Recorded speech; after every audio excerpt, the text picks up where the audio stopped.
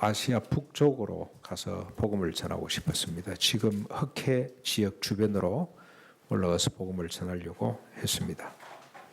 그러나 성령님이 허락하지 않습니다.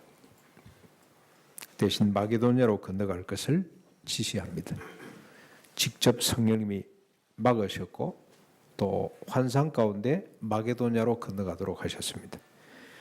그래서 바울 일행은 이 마게도냐로 건너갑니다. 아시아에서 지금 터키 지역이죠. 그 지역에서 빌립보 성으로 건너가게 됩니다. 성령님은 바울의 전도 과정을 구체적으로 지시하셨고 또 바울도 기꺼이 순종했습니다. 성령님은 인격을 가지신 분으로 넓게는 선교 과정에, 좁게는 우리 심령, 우리 지성, 감성, 의지 속에 개입하시고 주관하시는 분입니다. 오늘 아침에 보니까 교회 올 때 그다음에 여러분 찬양하는 모습을 보니 좀 우울하신 분이 몇 분 계시는 것 같아요. 찬양하는 데 보니까 아주 우울한 모습으로 이렇게 감성이죠, 감성. 뭔가 억지로 나오셨는데 별로 예배 드리고 싶은, 찬양하고 싶은 마음이 없으신 분들 계시죠. 그 속에 성령님을 여러분 초청하셔야 됩니다. 이미 계시는데 그분이 내 감성을 만져주시도록, 우리 성령님은 그 감성을 만져서 우리로 하여금 감격에 넘치는, 항상 기뻐하고 범사에 감사하도록 만들어 주십니다. 구체적으로 성령님이 바울의 선교 과정에 개입하셨고 또 바울은 성령님의 지시를 받았습니다. 빌립보에 도착한 바울 일행은 안식일 기도할 곳을 찾아 강가로 갔습니다. 아마 그곳에는 유대인의 해당이 없었던 모양입니다. 바울의 선교 전략은 유대인 해당이 먼저 들어가서 복음을 전하는 것인데 아마 그곳에서는 발견하지 못했든지 없었든지 강가로 갔습니다. 강가에서 한 무리의 여인을 만나게 되는데 그들에게 복음을 전했습니다. 그 중에 자주색 옷감으로 하나님을 섬겼던 사람이라 이런 표현이 있습니다. 그러니까 이제 자주색 옷감 장수는 아마 좀 경제적으로 좀 유력했을 겁니다. 그래서 그렇게 하나님을 섬기고 있던 루디아라는 여인이 믿게 되었습니다. 그리고 루디아와 그의 온 집이 세례를 받고 바울 일행을 초청해서 이제 며칠 머물도록 했습니다. 그곳에 머물던 어느 날 바울 일행이 다시 기도하는 곳으로 가다가 귀신 들린 한 여인을 만나게 됩니다. 그런데 그 여인은 귀신이 들린 채 점으로 많은 주인들을 이롭게 하던 사람이었습니다. 큰 이익을, 경제적인 일을 주던 사람이었습니다. 그런데 그 여인이 바울 일행을 며칠 동안 따라다니면서 계속해서 소리칩니다. 이 사람들은 지극히 높으신 하나님의 종으로서 구원의 길을 너희에게 전하는 자라. 하루 이틀도 아니고 한두 번도 아니고 며칠 이렇게 소리 지르면서 따라다녔으니 바울이 너무 괴로워서 돌이켜 그 귀신에게 말했습니다. 예수 그리스도의 이름으로 내가 네게 명하노니 그에게서 나오라. 이 말이 떨어지자 즉시 귀신이 그 여인에게서부터 떠나갔습니다. 여기서 하나 우리 정리를 해야 됩니다. 귀신들이 압니다. 뭘 압니까? 하나님의 사람인 것을 알고 있습니다. 그리고 하나님의 사람들이 구원에 관한 복음을 전하고 있다는 사실을 알고 있습니다. 뿐만 아니라 귀신은 한 여인을 사로잡고 점으로 그 주인들을 이롭게 했습니다. 사람들의 불안한 심리에 파고들어서 자신의 영역을 넓혀가고 있었습니다. 귀신, 실제하는 이렇게 힘을 가지고 능력을 가지고 실제하는 존재입니다. 귀신.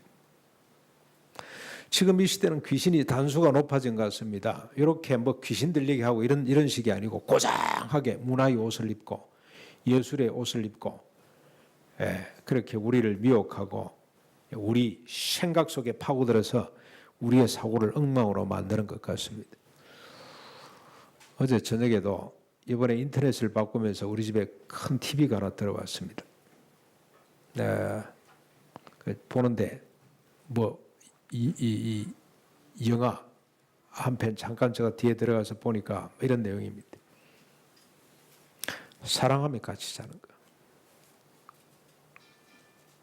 그게 예술의 옷을 입고 우리의 의식을 갉아먹고 있는 것 같아요. 저건 아니지.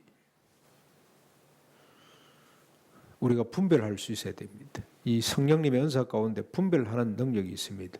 우리의 지각을 열어서 판단할 수 있도록 만들어주시는 분이 성령님인데, 아무리 세상이 이렇게 아름답게 포장을 해도 참과 거짓을 이렇게 분별할 수 있어야 됩니다.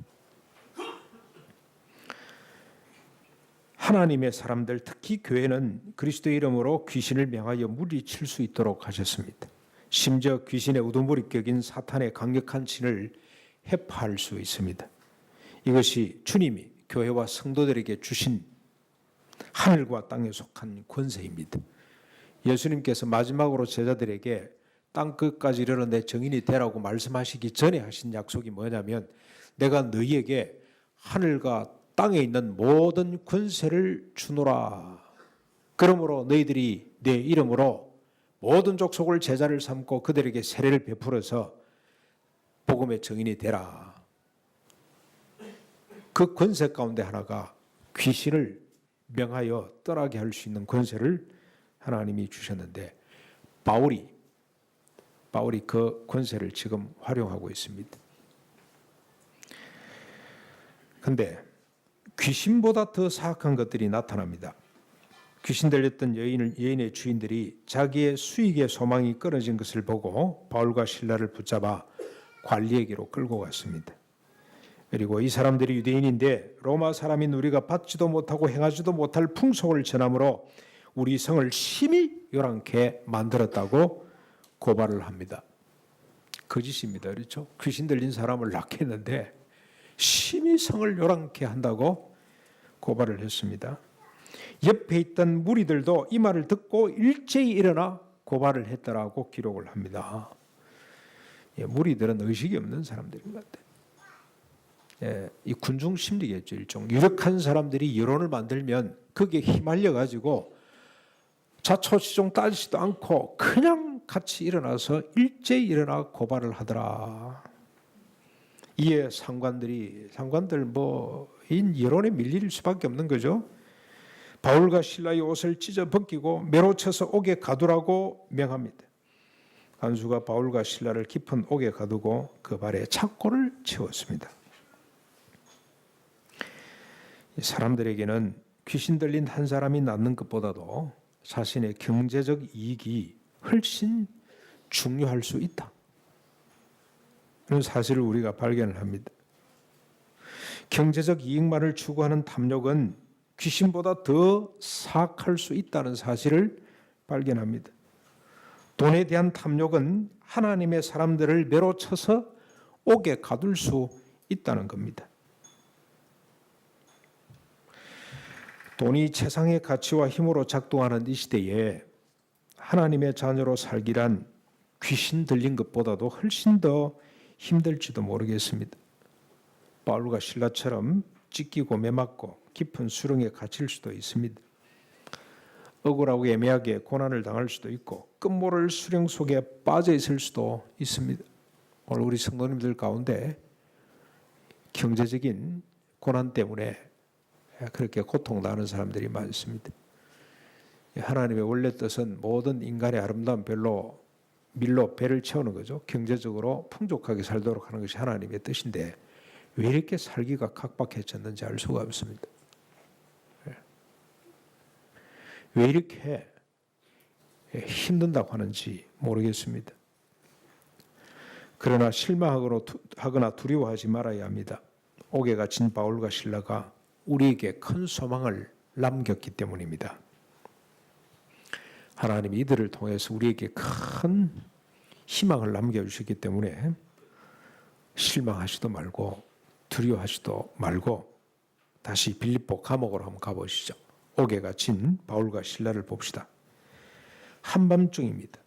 찢기고 매맞고 착고에 차여 깊은 옥에 갇힌 바울과 실라는 기도하고 찬송합니다. 이런 일이 한두 번이 아니라서 바울은 가서 복음을 전하는 곳마다 허다한 사람이 죽게 돌아오기도 했습니다만 그에 못지않게 큰 고난을 당했습니다. 어떤 데서는 죽었다고 사람들이 밖에 끄집어 내버렸더니 일어나서 다음 성으로 가기도 했습니다. 정말로 고난을 많이 당했습니다. 한두 번이 아니라 이력이 났을까요? 이쯤이야? 그런 생각을 했을까요? 아니면 이 또한 지나가리라는 긍정적인 사고를 가졌기 때문일까요? 뭐라고 기도했을 것 같습니까? 찬송 내용이 뭐였을까요? 왜 하나님 이런 일이라고 원망의 기도를 드렸을까요? 그렇지는 않은 것 같습니다. 아니면 매맞고 찢기고 깊은 수렁에 갇혀 감사합니다. 일종의 자학 이런 심리도 아니었을 것 같습니다. 바울은 아마도 이렇게 기도했을 겁니다. 저를 사도로 부르신 하나님, 당신의 신실함을 믿습니다. 당신의 신실함의 근거를 두고 볼 때 지금 상황은 허상입니다. 이게 참이 아닌 줄로 믿습니다. 저는 하나님의 선한 뜻을 믿습니다. 하나님의 그 선한 뜻을 이루십시오. 이 상황을 통해서 하나님이 영광 받으실 일이 있는 줄로 믿습니다. 그 영광 거두십시오라고 기도했을 겁니다. 바울은 자신을 향한 주님의 뜻이 무엇인지를 너무나 분명히 알고 믿었습니다. 바울을 향한 주님의 뜻은 여러분 사도행전 9장 15절 13장 47절에 이미 하나님이 직접 우리 주님이 바울이 핍박했던 주님이 직접 밝힌 내용이죠. 그 내용이 뭐냐면 땅끝까지 이방인에게 복음을 전하는 것이었습니다. 그 뜻을 이루기 전에는 그 무엇도 자신을 가둘 수가 없다는 사실을 바울은 믿었습니다. 마치 홍해 앞에 선 모세처럼 홍해 앞에 서서 이스라엘 백성들이 이제는 죽었구나 하고 절망하고 있을 때 모세는 혼자 서서 뭐라고 외칩니까?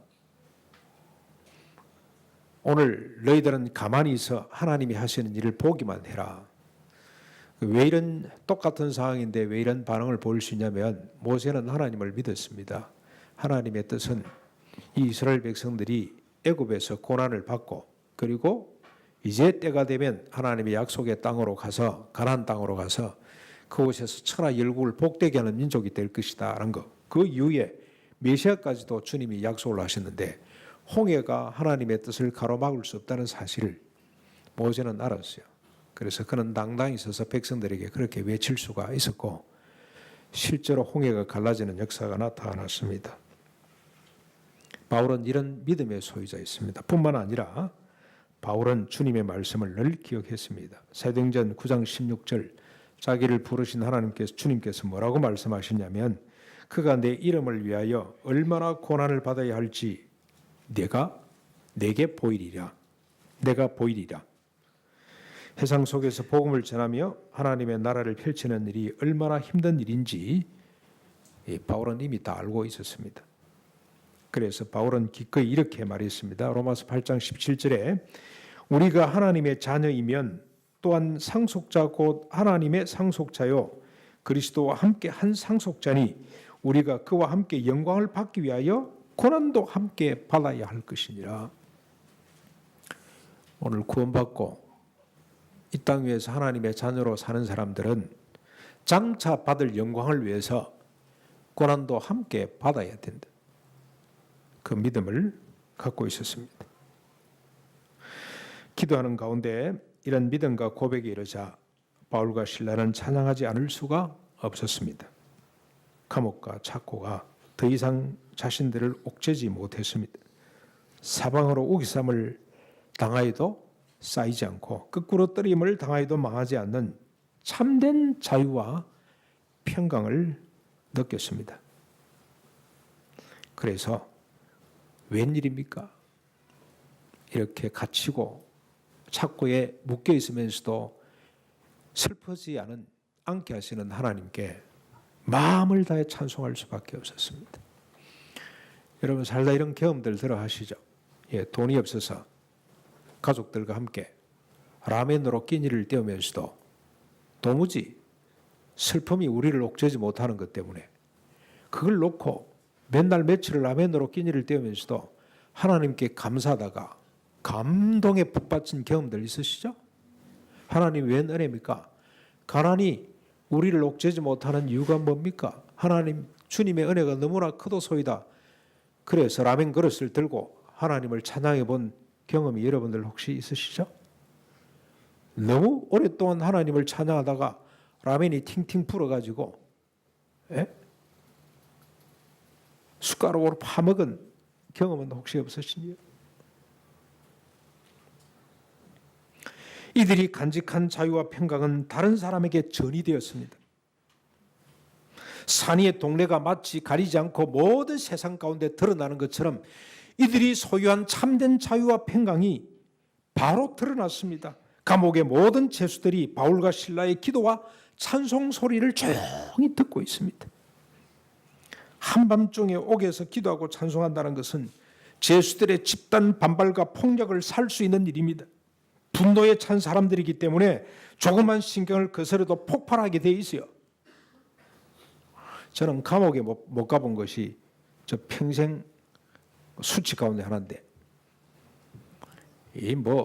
이렇게 객변의 시절을 우리가 살아오고 또 하나님의 나라 운동을 한다는 사람이 감옥에도 한번 못 가봐서 참 수치스럽습니다만, 감옥에 갔다 온 사람들 이야기를 많이 들었습니다. 책을 통해서도 듣고 직접 우리 교회 쉼터를 담당하고 있는 구경 목사님이 감옥은 아닙니다만 유치장을 2번이나 갔다 온 분이죠. 민주화 한다고 앞에 앞장서에 막 데모하다가. 근데 감옥에 간 사람들 이야기를 들어보니까 이 감옥 감방에 있는 고참들이 얼마나 살벌하게 사람들을 다루는지. 그래서 신영복 씨 같은 경우는 긴장해 있다가 어느 날 저녁에 잠을 못 자고 이 밤을 새우고 있는데 거기서 왕노릇하고 있는 조폭 출신의 죄수 한 사람 온 몸에 문신을 그려놓은 걸 보고 이분의 생각이 180도로 바뀌는 거죠. 얼마나 세상 살기가 힘들었으면 호랑이를 그려놓고 위안을 받았을까. 그러니 그 사람이 불쌍해서 이번에 눈이 열린 겁니다. 예수 안 믿는 사람이거든요. 눈이 열린 거죠. 사람을 보는 눈이 달라졌습니다.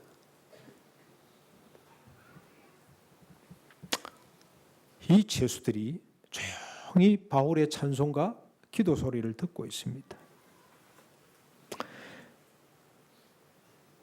놀라운 일입니다. 아마 그들은 바울과 실라를 보고 뭔가 특별한 생각이 들었을 겁니다. 그들의 말과 행동, 특히 귀신 들린 여인을 낫게 한 것은 도무지 감옥에 들어올 사유가 못 돼요. 오히려 사람들로부터 칭송을 받아 마땅한 일이었습니다. 보통 사람들 같으면 이런 결과에 대해서 악을 쓰고 머리를 박았을 겁니다.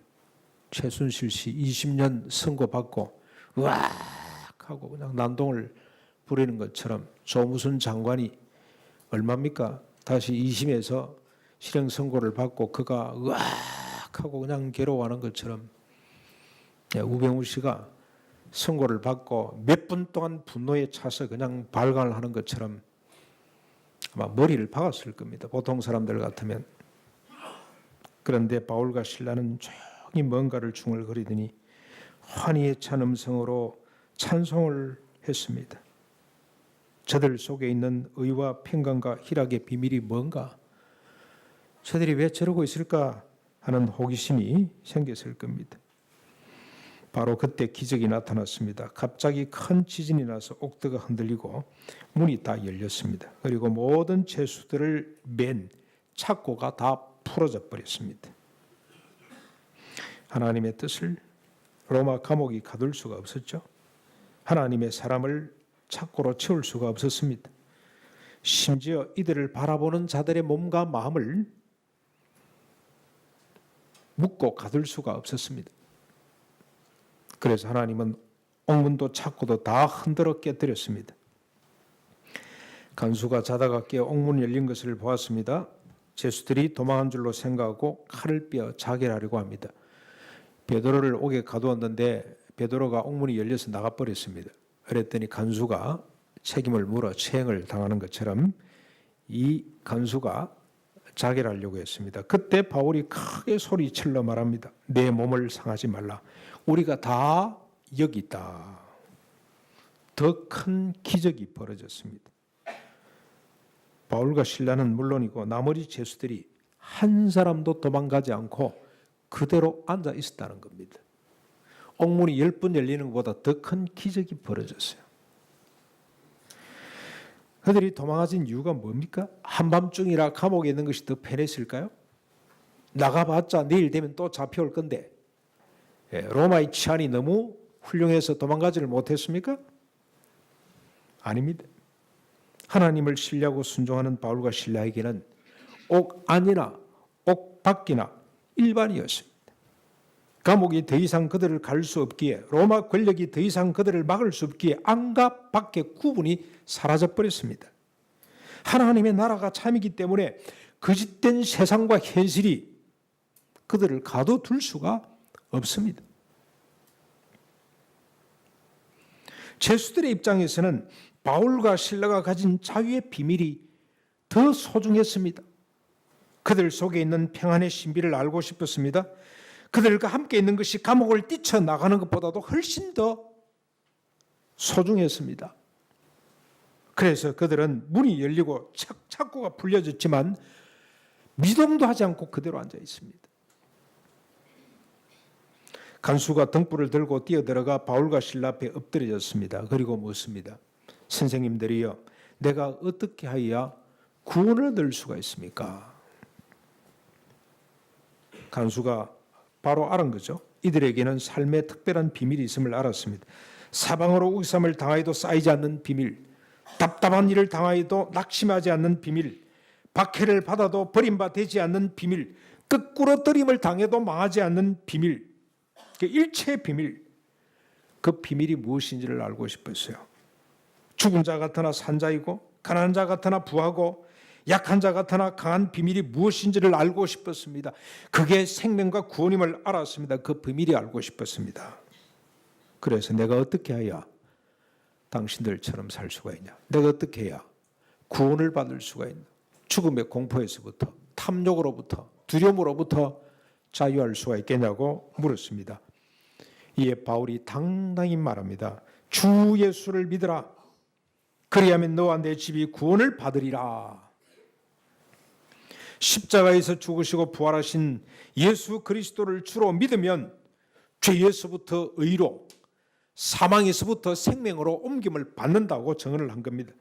십자가의 죽으심으로 우리 옛사람을 죽여주신 예수 그리스도, 부활하심으로 우리를 새 생명 가운데 살게 하신 예수 그리스도를 믿으면 다시는 자신의 경제적 이익을 위해서 병든 사람을 억압하고 착취하는 그런 사람이 아니라 오히려 그 사람을 불쌍히 여겨 안타까운 마음으로 치유의 자리로 나아가는 새 사람으로 바뀌게 된다. 그 구원을 받게 된다고 소개를 해주는 겁니다. 그 밤에 간수와 온 가족이 바울과 실라를 통해 복음을 들었습니다. 그리고 온 가족이 세례를 받고 크게 기뻐했습니다. 바울과 실라가 옥에 갇히지 않았더라면 큰일 날 뻔했습니다. 간수와 그 가족과 그리고 옥에 갇힌 사람들을 구원하지 못했을 겁니다. 바울과 실라가 옥에 갇힘으로 수많은 사람이 구원을 받게 되는 역사가 나타났습니다. 그래서 성도가 당하는 이 고난은 하나님의 나라가 무엇인지, 구원이 무엇인지를 드러내는 하나님의 지혜입니다. 여러분, 저 대낮에 후라시를 아무리 켜도 이게 효력이 없습니다. 능력을 발휘하지를 못합니다. 후라시의 존재를 우리가 느끼지 못합니다. 존재 의미가 없습니다. 그러나 깜깜한 검은 밤에 이 후라시는 얼마나 그 존재가 소중한지 모릅니다. 그 가치가 확연히 드러나게 되어 있습니다. 이번에 내려갔더니 어머님이 자식들 왔다고 밖에다 뭘 잔뜩 준비해놓고 불도 없는 깜깜한 마당에서 막 더듬고 계세요. 소뚜껑이 어디 있는지 못 찾아가지고. 제가 스마트폰 끄집어내서 후라시 기능을 탁 해가지고 탁 했더니 아이쿠야야 이게 무슨 일이고 아무것도 안 들고 같이 따라 나왔는데 그러면서 세상 참 좋다. 세상이 좋은 것이 아니고 후레쉬가 좋은 거죠. 우리 어머님이 야 스마트폰 그거 참 좋은 거구나. 오늘 고난을 통해서 성도의 위상이 드러나고 하나님의 나라의 가치가 드러나고 구원의 진리가 확연히 드러나게 되어 있습니다. 하나님은 때때로 사랑하는 성도들에게 고난을 주십니다. 상상할 수 없는, 감당할 수 없는, 이유도 없는 고통을 주실 때가 있습니다. 사랑하는 성도 여러분, 하나님의 자녀로 세상을 살다가 이해할 수 없는, 감당할 수 없는 일을 만날 때, 억울하고 애매하게 고난을 받을 때 혼란스럽고 고통스럽겠지만 잠시만 우리가 기도하면서 기다립시다. 기도하는 가운데 주님의 말씀을 묵상합시다. 모든 것이 협력하여 선을 이룬다는 말씀. 억울하고 애매하게 고난을 받아도 주님을 생각하면서 참으라. 이는 아름다우며 이를 위하여 너희가 부름을 받았다는 이 말씀을 꽉 붙잡고 기다립시다. 그리고 이 말씀이 이해될 때까지 그래서 그렇구나. 예, 주님 맞습니다. 이해될 때까지 기도합시다. 성령님이 우리 지각을 열어 왜 그런 말씀을 주셨는지, 그 말씀의 의미가 뭔지 깨달아질 때까지 계속해서 그 말씀을 붙잡고 기도하십시다. 그리고 그 말씀들이 크게 위로될 때까지 믿음으로 기다리십시다. 지성으로 이해가 되고 감성으로 위로될 때까지, 즉 성령님이 역사하실 때까지 기다리며 기도합시다. 혹 오늘 여러분들 교회 예배 드리면서도 우울한 생각이 떠나지를 않고 계시는 분이 있습니까? 여러분의 삶에 이유도 없는 우울이 찾아왔습니까? 항상 기뻐하고 범사에 감사라는 말씀을 가지고 여러분들 그걸 한번 계속 묵상해 보십시오. 기대해 보십시오. 지금 보니까 우리 예수 믿는다고 바깥으로 당하는 고난은 그렇게 밖에는 그렇게 크지는 않은 것 같습니다. 그런데 더 놀라운 우리의 고난은, 우리의 고통은 뭐냐면 내 마음속에 알 수 없는 미움이 도사리고 있다는 겁니다. 그 미움의 감정을, 그 미움의 생각을 절대로 여러분 그냥 무시하거나 외면하지 마시고 즉시 직면하십시오. 그리고 이 감정이 어디로부터 온 것인지, 이 감정이 처리될 때까지 주님 말씀을 붙잡고 기도해 보십시오. 특별히 교회 가운데 이런 감정이 있을 때 여러분 무슨 말씀을 붙잡아야 됩니까? 교회는 그리스도의 몸, 우리가 서로 한 몸이니 지체가 되었느니라. 이 말씀을 꽉 붙잡고, 몸이 서로 미워하면서 나뉘어질 수가 있습니까? 이건 불가능한 일입니다. 나뉘어지는 동시에 몸은 죽습니다. 그래서 그 감정을, 이 말씀을 잡고 끝까지 기도의 자리로 나가십시오. 그 감정이 어디로부터 오는지, 그 생각이 어디로부터 온 것인지를 물으시고, 아마 대부분 내 중심, 내 욕심, 이기심, 시기심 이런 것들로부터 온 것일 겁니다. 그래서 여러분 그 마음을 치료해 달라고, 하나님 저 마음속에 시기심이 소멸되게 해주시고, 저 마음에 욕심이 자기의 존재감을 높이고 자존감을 높이고 싶은 이 욕심이 소멸되게 해주시고, 저 사람을 나보다 더 낮게 여길 때까지 성령님 저를 좀 붙잡아 주십시오. 이 감정이 소멸될 때까지, 이 미움의 감정이 소멸될 때까지 계속해서 하나님 말씀을 붙잡고 기도의 자리로 나아가십시오. 집에서 할 수 있습니다만 저는 그래서 하나님 우리에게 준 큰 축복의 기도장이 새벽기도라고 생각합니다. 집 가까이 여러분 뜻을 정하고 작정해 놓고 나가서 그 감정이 치유될 때까지, 해소될 때까지, 그 생각이 소멸될 때까지, 성령님이 계셔서 역사하실 때까지 기도의 자리로 나아가십시오. 성령님을 믿고 또 의지하는 자에게 반드시 응답하십니다. 구하라 주실 것이요, 찾아라 찾을 것이요. 여러분 그 결론이 뭐든가요? 결론이 성령을 주시지 않겠느냐. 그래서 어떡합니까? 섬김을 받는 것이 아니고 섬기는 자가 되도록 해주시지 않겠느냐. 나보다도 저 사람을 더 낮게 여겨질 때까지 계속해서 믿고 기도하면 성령님이 언젠가 옥문을 열어주신다는 겁니다. 언젠가 내 착고를 풀어주시는 날이 있게 된다는 겁니다. 내 존재를 짓누르던 옥문이 열릴 것입니다. 내 마음을 옥죄고 있던 착고가 풀어지는 날이 반드시 온다는 겁니다. 현실을 초월하는 기쁨과 감사, 믿음이 드러날 것입니다. 그런데 여러분, 여기서 끝나는 것이 아닙니다. 이를 지켜보던 주변의 가족들과 이웃들도 함께 복을 받게 됩니다. 그들이 내가 이렇게 해야 구원을 받을 수 있냐고 찾아와서 묻게 될 것입니다. 나도 어떻게 하면 당신처럼 그렇게 자유롭고 그렇게 평온할 수가 있냐? 나는 어떻게 하면 당신처럼 그렇게 고요할 수가 있냐? 당신 속에 있는 고요의 비밀이 뭐냐? 찾아와서 묻게 될 것입니다. 그리고 저분이 섬기는 하나님이 진짜구나. 저분이 소유한 믿음이 진정한 믿음이구나 라고 고백하는 역사가 나타날 것입니다. 제일 가까이 있는 우리 자녀들이 엄마가 섬기는 하나님이 참 하나님이야. 아버지가 갖고 있는 믿음이 신실한 참된 믿음이야 라고 고백하는 역사가 나타나게 될 줄로 믿습니다. 그래서 저는 교회는 목사는 앞에서 이렇게 이야기하는 사람이라면 앞에 앉아 계시는 우리 장로님들은 뒷꼭질, 그 힘들고 지난한 삶 가운데서도 흔들림이 없이 굳게 서 있는 모습, 온유하고 겸손한 모습으로 말없이 설교하시는 분들이 우리 지도자들이죠. 우리 권사님들이고 집사님들이고. 우리 교회도 그런 분이 있습니다.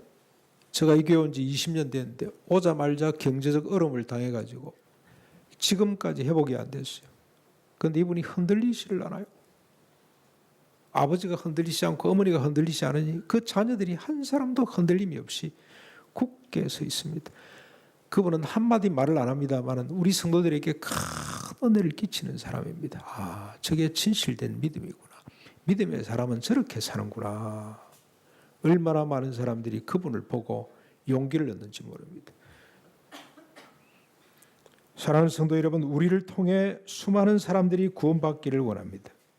저와 여러분을 통해 수많은 이웃이 참된 신앙을 찾을 수 있기를 바랍니다. 우리를 통해 열국이 하나님의 나라, 하나님의 복이 무엇인지를 깨닫고 찬송할 수 있는 축복이 있기를 바랍니다. 세상으로 하여금 하나님을 보게 하는 축복이 고통 가운데 믿음을 지키고 서 있는 저와 여러분들을 통해서 드러날 수 있기를 주님의 이름으로 축원합니다.